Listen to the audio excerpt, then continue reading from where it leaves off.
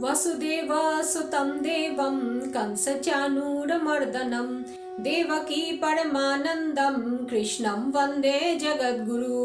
ओम श्री परमात्मने नमः। अथ प्रथमोऽध्यायः। धृतराष्ट्रवाच धर्मक्षेत्रे कुरुक्षेत्रे संवेतायुयुत्सव मामका पांडवाश्चैव किमकुर्वत संजय।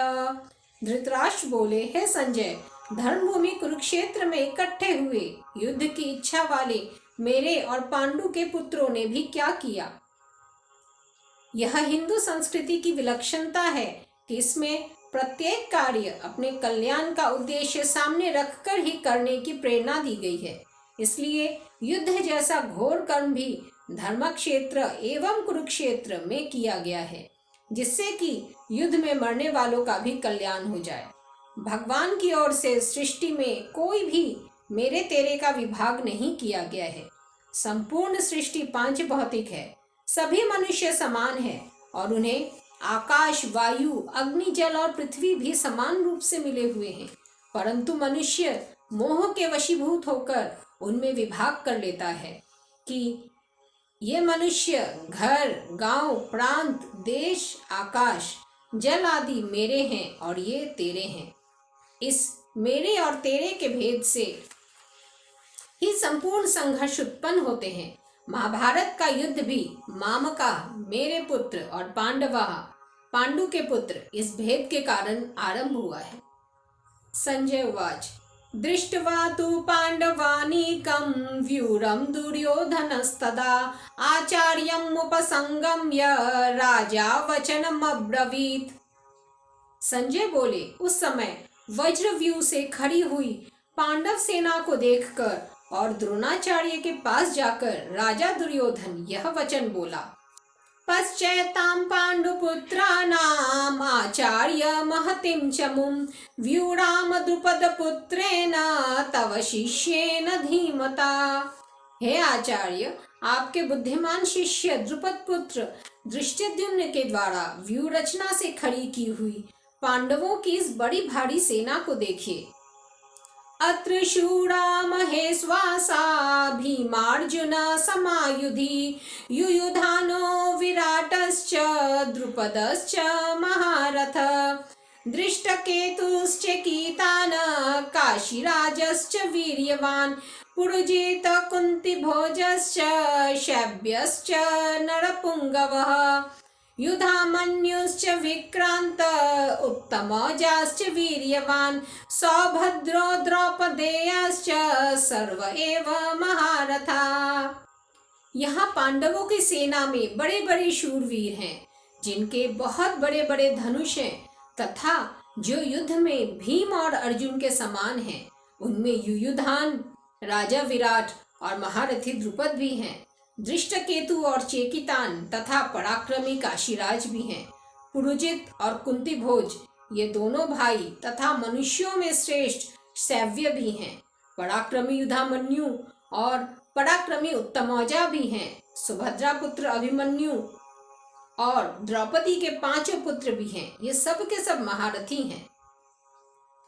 अस्माकं तु विशिष्टा ये तान्निबोध द्विजोत्तम नायका मम सैन्यस्य संज्ञार्थं तान् ब्रवीमि ते। हे द्विजोत्तम, हमारे पक्ष में भी जो मुख्य हैं उन पर भी आप ध्यान दीजिए। आपको याद दिलाने के लिए मेरी सेना के जो नायक हैं उनको मैं कहता हूँ। भवान् भीष्मश्च कर्णश्च कृपश्च समितिञ्जय अश्वत्थामा विकर्णश्च सोमदत्तिस्तथैव च। आप और पितामह भीष्म तथा कर्ण और संग्राम विजयी कृपाचार्य तथा वैसे ही अश्वत्थामा, विकर्ण और सोमदत्त का पुत्र भूरिश्रवा, अन्ये च बहवः शूरा मदर्थे त्यक्त जीविता नाना शस्त्र प्रहरणा सर्वे युद्ध विशारदा। इनके अतिरिक्त बहुत से शूरवीर हैं जिन्होंने मेरे लिए अपने जीने की इच्छा का भी त्याग कर दिया है और जो अनेक प्रकार के अस्त्र शस्त्रों को चलाने वाले हैं तथा जो सबके सब युद्ध कला में अत्यंत चतुर हैं। अपर्याप्तं तदस्माकं बलं भीष्माभिरक्षितं पर्याप्तं त्विदमेतेषां बलं भीमाभिरक्षितम्। द्रोणाचार्य को चुप देखकर दुर्योधन के मन में विचार हुआ कि वास्तव में हमारी वह सेना पांडवों पर विजय करने में अपर्याप्त है, असमर्थ है, क्योंकि उनके संरक्षक उभय पक्षपाती भीष्म हैं, परंतु इन पांडवों की यह सेना हम पर विजय करने में पर्याप्त है, समर्थ है, क्योंकि इसके संरक्षक निज सेना पक्षपाती भीमसेन हैं। इस श्लोक में ऐसा प्रतीत होता है कि दुर्योधन पांडवों से संधि करना चाहता है, परंतु वास्तव में ऐसी बात नहीं है। दुर्योधन ने कहा है, जानामि धर्मं न च मे प्रवृत्ति, जानाम्य धर्मं न च मे निवृत्ति, केनापि देवेन हृदि स्थितेन यथा नियुक्तोऽस्मि तथा करोमि। मैं धर्म को जानता हूँ, पर उसमें मेरी प्रवृत्ति नहीं होती, और अधर्म को भी जानता हूँ, पर उसमें मेरी निवृत्ति नहीं होती। मेरे हृदय में स्थित कोई देव है, जो मुझसे जैसा करवाता है वैसा ही मैं करता हूँ। दुर्योधन हृदय में स्थित जिस देव की बात कहता है वह वास्तव में कामना ही है। जब वो कामना के वशीभूत होकर उसके अनुसार चलता है, तो फिर वो पांडवों से संधि कैसे कर सकता है। पांडव मन के अनुसार नहीं चलते थे, प्रत्युत धर्म और भगवान की आज्ञा के अनुसार चलते थे। इसलिए जब गंधर्वों ने दुर्योधन को बंदी बना लिया था, तब युधिष्ठिर ने ही उसे छुड़वाया। वहां युधिष्ठिर के वचन हैं, परे परिभवे प्राप्ते वयं पंचोत्तरं शतम्, परस्पर विरोधे तु वयं पंचशतं तुते। दूसरों के द्वारा पराभव प्राप्त होने पर उसका सामना करने के लिए हम लोग 105 भाई हैं। आपस में विरोध होने पर ही हम 5 भाई अलग हैं और वे 100 भाई अलग हैं। कामना मनुष्यों को पापों में लगाती है, परंतु धर्म मनुष्यों को पुण्य कर्मों में लगाता है। अयनेषु च सर्वेषु यथा भागं वस्थिताः भीष्ममेवाभिरक्षन्तु भवन्तः सर्व एव हि। दुर्योधन बाह्य दृष्टि से अपनी सेना के महारथियों से बोला, आप सबके सब लोग सभी मोर्चों पर अपनी अपनी जगह दृढ़ता से स्थित रहते हुए निश्चित रूप से पितामह भीष्म की ही चारों ओर से रक्षा करें। तस्य संजनयन् हर्षं कुरु वृद्ध पितामह, सिंहनादं विनद्योच्च शंखं दद्मो प्रतापवान। दुर्योधन के हृदय में हर्ष उत्पन्न करते हुए कौरवों में वृद्ध प्रभावशाली पितामह भीष्म ने सिंह के समान गरज कर जोर से शंख बजाया। ततः शंखाश्च भैर्यश्च पनवान खगोमुखः सहसेवाभ्यहन्यन्त सशब्दो तुमुलो भवत्।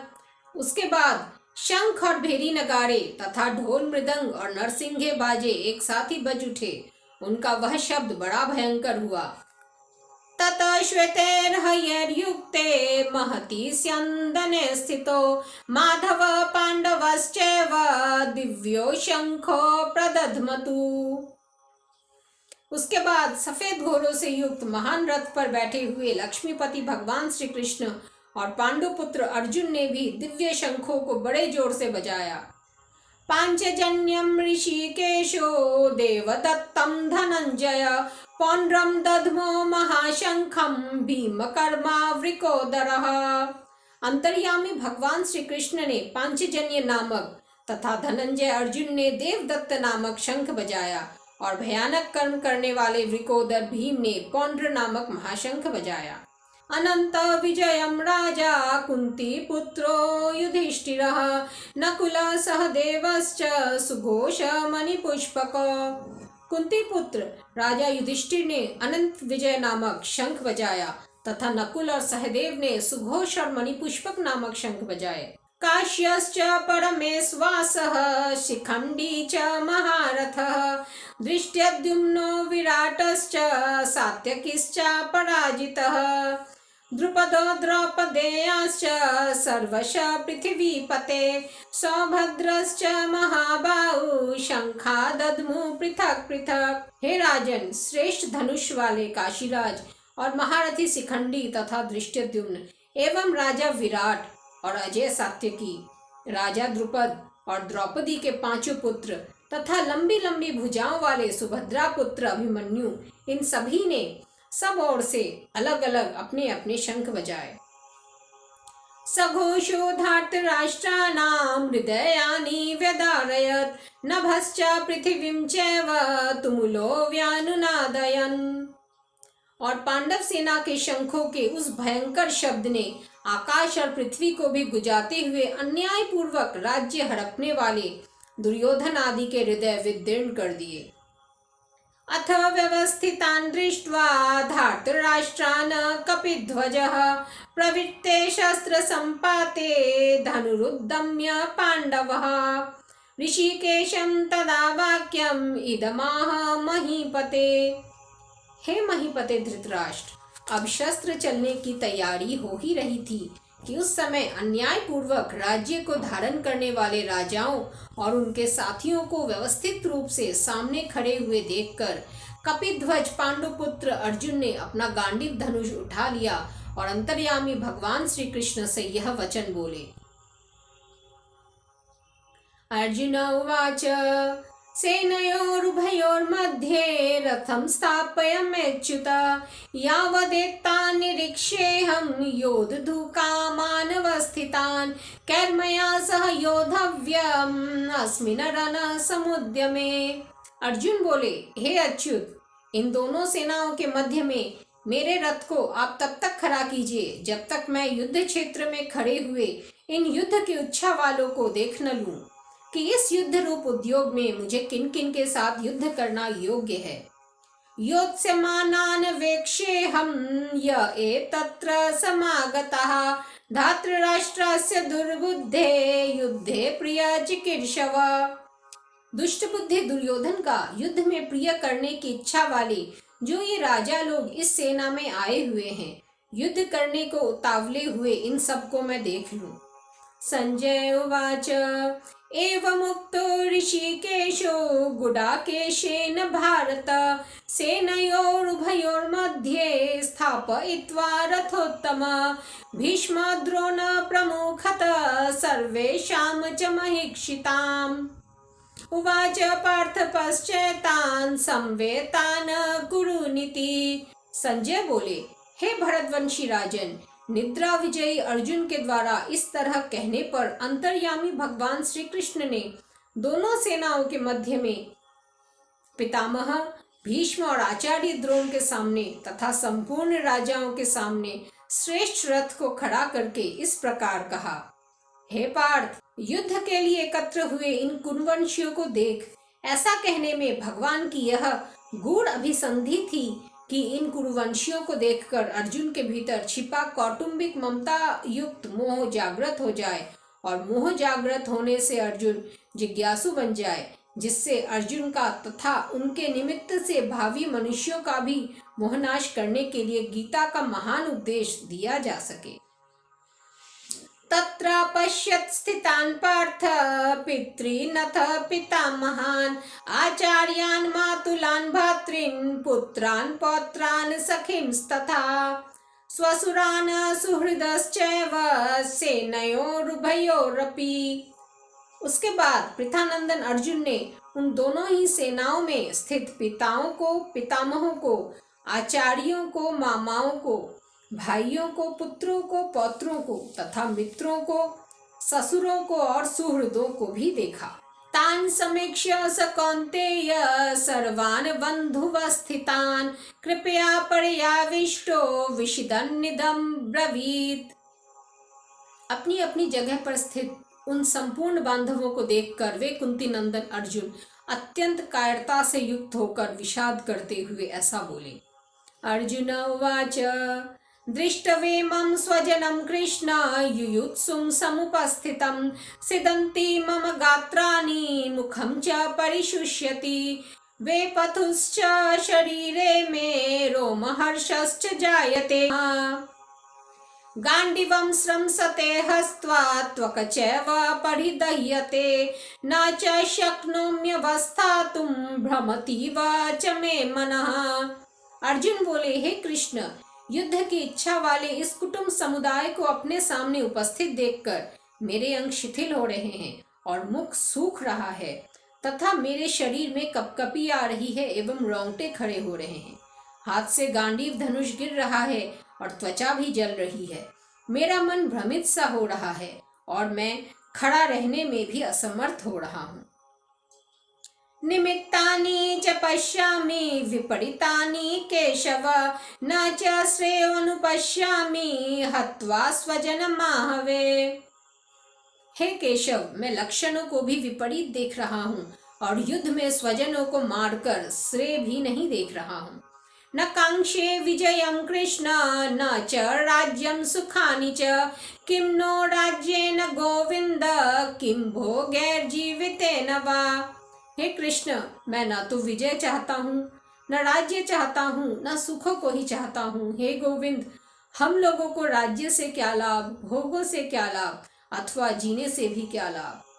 येषामर्थे कांक्षितं नो राज्यं भोगा सुखानि च तैमेव स्थिता युद्धे प्राणास्त्यक्त्वा धनानि च। जिनके लिए हमारी राज्य, भोग और सुख की इच्छा है, वे ही ये सब अपने प्राणों की और धन की आशा का त्याग करके युद्ध में खड़े हैं। आचार्य पितरः पुत्रा तथैव च पितामहा मातुला स्वसुरा पौत्रा शाला सम्बन्धिनस्तथा एतान्न हन्तुमिच्छामि घ्नतोऽपि मधुसूदन अपि त्रैलोक्यराज्यस्य हेतो किं नु महि कृते। आचार्य, पिता, पुत्र और उसी प्रकार पितामह, मामा, ससुर, पौत्र, साले तथा अन्य जितने भी संबंधी हैं, मुझ पर प्रहार करने पर भी मैं उनको मारना नहीं चाहता। और हे मधुसूदन, मुझे त्रिलोकी का राज्य मिलता हो तो भी मैं इनको मारना नहीं चाहता। फिर पृथ्वी के लिए तो मैं इनको मारूं ही क्या। निहत्य धार्तराष्ट्रान्नः का प्रीति स्या जनार्दन पापमेवाश्रयेदस्मान् हत्वेतानाततायिनः। हे जनार्दन, इन धृतराष्ट्र संबंधियों को मारकर हम लोगों को क्या प्रसन्नता होगी। इन आतताइयों को मारने से तो हमें पाप ही लगेगा। तस्मान्नार्हा वयं हन्तुं धार्तराष्ट्रान् स्वबान्धवान् स्वजनं हि कथं हत्वा सुखिनः स्याम माधव। इसलिए अपने बांधव इन धृतराष्ट्र संबंधियों को मारने के लिए हम योग्य नहीं हैं, क्योंकि हे माधव, अपने कुटुंबियों को मारकर हम कैसे सुखी होंगे। यद्यप्येतेन पश्यन्ति लोभोपहत चेतसा कुलक्षय कृतं दोषं मित्रदोहे च पातकं कथं न ज्ञेयमस्माभिः पापादस्मान्निवर्तितुं कुलक्षय कृतं दोषं प्रपश्यद्भिः जनार्दन।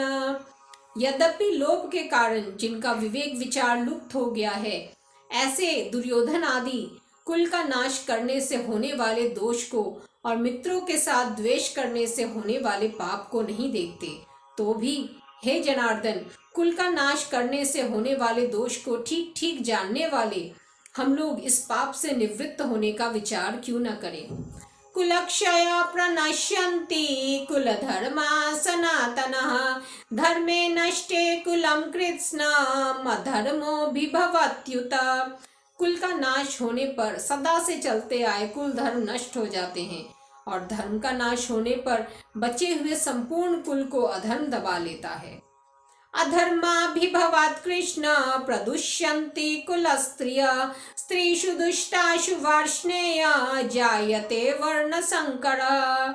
हे कृष्ण, अधर्म के अधिक बढ़ जाने से कुल की स्त्रियां दूषित हो जाती है और हे वार्ष्णेय, स्त्रियों के दूषित होने पर वर्ण संकर पैदा हो जाते हैं।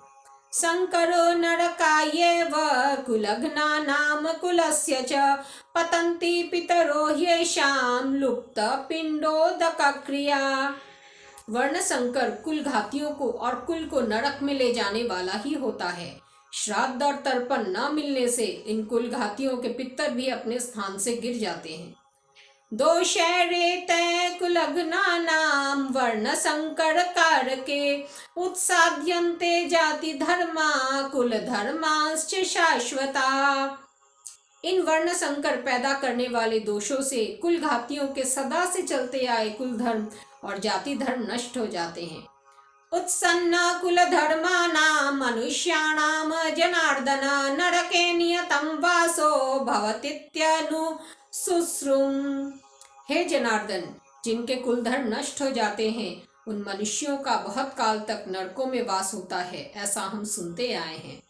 अहो बत्महत् पापं कर्तुं व्यवसिता वयं यद्राज्य सुखलोभेन हन्तुं स्वजनम् उद्यता। ये बड़े आश्चर्य और खेद की बात है कि हम लोग बड़ा भारी पाप करने का निश्चय कर बैठे हैं, जो कि राज्य और सुख के लोभ से अपने स्वजनों को मारने के लिए तैयार हो गए हैं। यदि माम प्रतीकारं शस्त्रं शस्त्रपाणयः धार्तराष्ट्रारणे हन्त्युस्तन्मे क्षेमतरं भवेत्।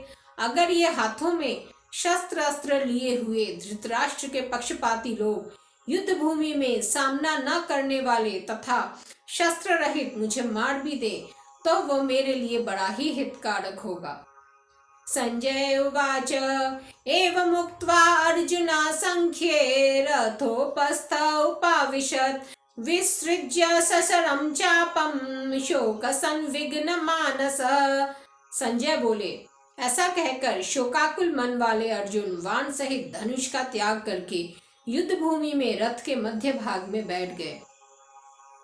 ओम तत्सदिति श्रीमद्भगवद्गीतासु उपनिषत्सु ब्रह्म विद्यायां योगशास्त्रे श्रीकृष्णार्जुन संवादे अर्जुन विषाद योगो नाम प्रथमो अध्याय।